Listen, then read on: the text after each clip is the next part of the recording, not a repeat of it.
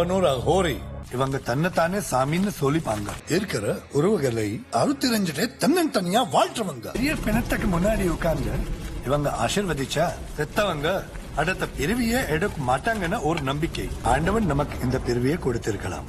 ஆனா மறுபிறவியை தடுத்து நிறுத்துற சக்தி இவங்களுக்கு இருக்கு.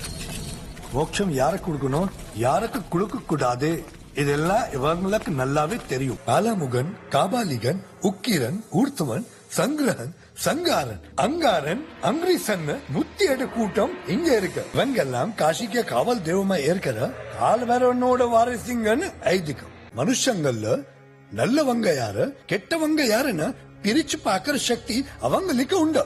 துஷ்டர்களோ துர்குணம் கொண்டவர்களோ இவங்க கண்ணல தட்டப்பட்டா அந்த கால் பைரவனாவே மாறிடுவாங்க. அவன் யாரா வேணா இருந்துட்டு போட்டோம்.